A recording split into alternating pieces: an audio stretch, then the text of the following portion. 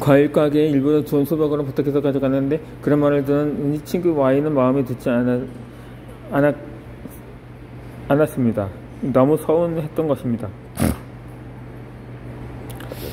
이 점심시간이 되어서 Y는 시적 어른들과 같이 식사를 했고 메뉴는 국수였습니다.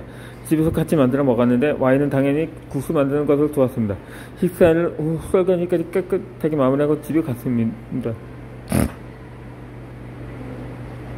며칠 뒤 친구 Y는 남편에게 들었습니다.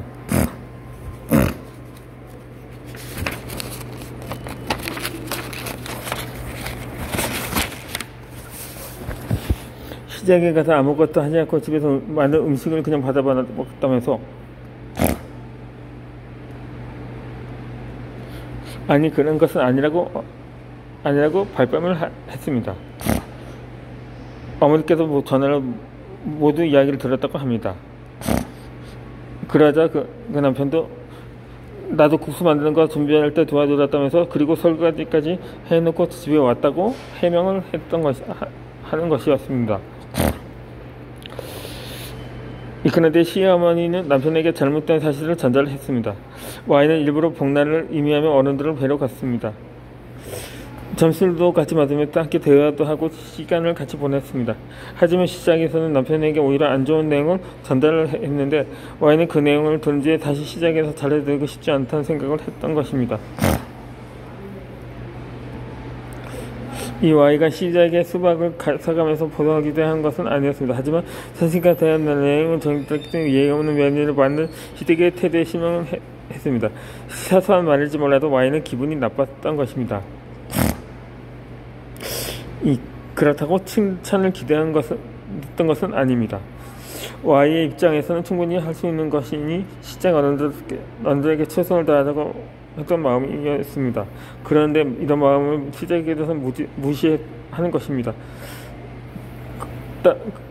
따라서 친구의 Y는 실망이 매우 컸다고 합니다. 이 보상을 받는다는 기대는 절대 변하지 않았습니다. 이 상대방 역시 받은 것에 대한 보답을 저는 생각하지 않고 있습니다. 오히려 사실과 내용을 전달함으로써 성의를 표현했던 사람의 마음은 짓밟아버린 셈입니다. 두 번 다시는 그 사람에게 잘해주고 싶은 마음이 아주 조금도 들지 않습니다. 이 보답을 할 줄 아는 마음을 가진 사람에게 챙겨주고 응원해주고 위로해주는 것이 좋습니다. 누가 시킨 생각도 아닙니다. 하지만 그 스스로 프로의 마음을 가지고 노력합니다. 이런 것을 보면서 좋은 사람이 아닌지 구분할 수가 있습니다.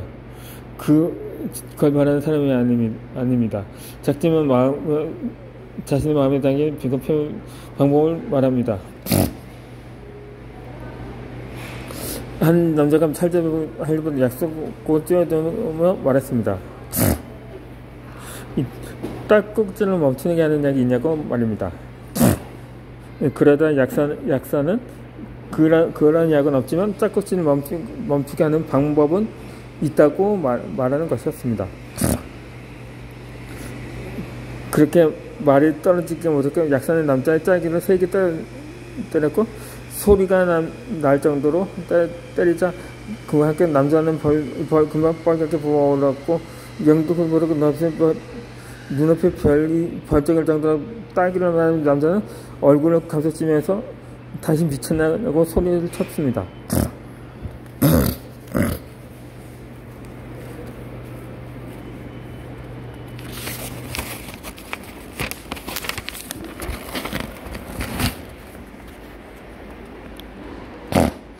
약사는 극이양양한 표정을 웃으면서 말했습니다.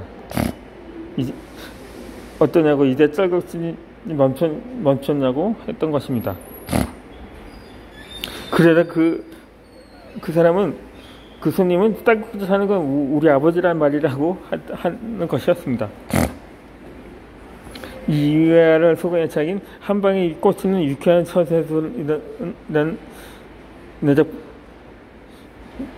이라는 작품에서 다음과 같이 질문을 합니다. 당신이 배려라고 여기는 것은 당신만을 착각일 수도 있다. 당신은 상대방을 위한다는 자리가 당신의 생각과 당신의 기준에 맞추는 것은 아닌가 하면서 아닌가요?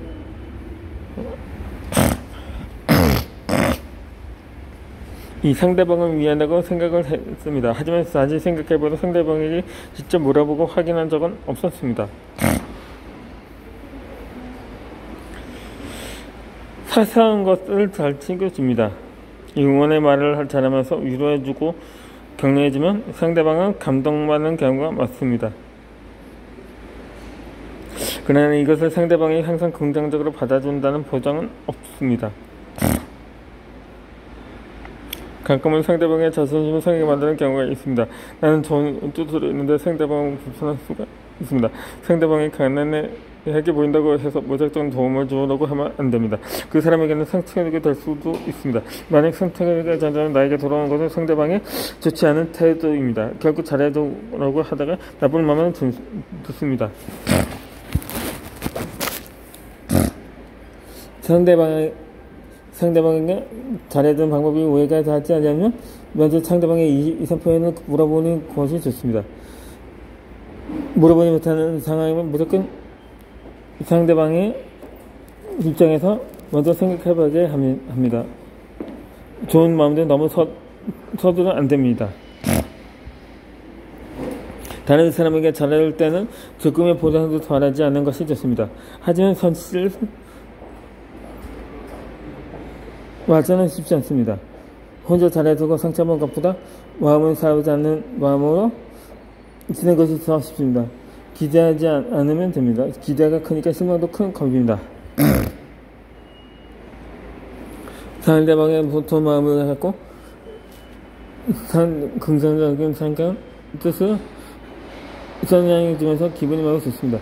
이런 기분을 느끼면 행복하고 있는 당신에게 좋습니다. 내가 느끼는 것은 그 마음대로 좋은 사람에게 뜻을 잘해줍시다. 잘한 사람하고 잘해두고 보장받지 못했다가 심하게 맙시다. 남의 말씀 상처받은 일상생활에 부추기지 않을 정도로 수정하고 이기주의입니다. 그러면 내가 진행하고 있는 상황이 힘들어집니다. 내게 행복하고 기분 좋은 마음으로 시작할 때면 그것만으로 나에게 수혜받은 보상받을 것입니다. 지금 이 블로그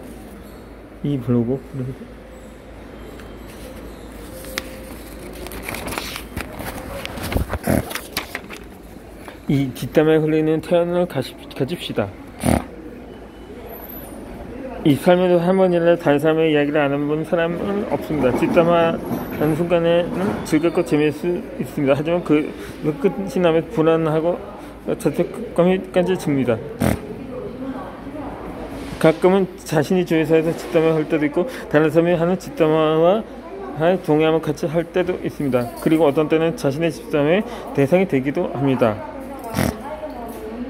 우리는 사회생활을 하다 보면 여러 상황에 노출되어 있습니다. 그리고 대부분 뒷담화는 하는 분위기에 흔들립니다. 친구 피해 시댁은 특이합니다. 연애 시절에 빨리 결혼하라고 재촉하셨던 시댁 어른들입니다. 그래서 결혼 후에 친구 피는 시댁 사랑을 받은 것이라는 기대에 부풀어 있었습니다. 하지만 예상과 다르게 결혼 후 시댁에 대한 친구 피와 남편 사이를 이간질하고 있었습니다. 이 친구 피는 시댁 어른들은 며느리를 몇 번 만나보지도 않았고 대화를 많이 한 적도 없습니다. 그런데 성격이 예민하거나 소심하다는 부정적인 말을 피의 남편에게 자주 이야기했습니다. 그리고 경제권을 절대로 피해 넘기지 말라고 당부를 했습니다. 그렇다고 헤어지길 바라는 것은 아닙니다. 그런데 끊임없이 이간질하고 며느리에 대해서 거짓된 상황을 꾸며내서 아들에게 알려줍니다. 아들은 부모님의 말씀이니까 무조건 믿었습니다. 그러면서 아내를 점점 세상에 끼고 보게 되었습니다.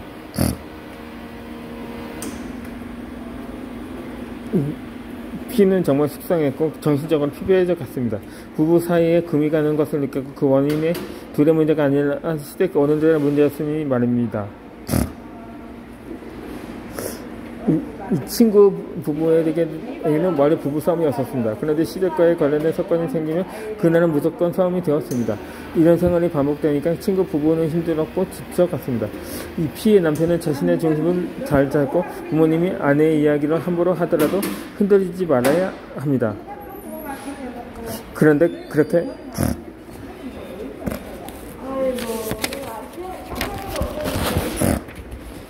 하지 못했습니다. 아무런 잘못이 없는데 그 사람을 싫어하는 것은 분명히 그 사람에게 문제가 있습니다. 그 사람의 머릿속이 꼬여있고 인성이 못된 것입니다. 그리고 바라보는 시선이 엉망진창입니다. 함부로 확대 해석하여 다른 사람에게 사실인 것처럼 말하는 것이 습관인 사람들입니다. 이런 사람들은 피해 방송에 사로잡혀 있는 것이 특징입니다. 예를 들면 자신도 그런 생각을 했었고 그런 일을 겪었기에 다른 사람들도 똑같이 할 것이라고 어림짐작하는 것입니다.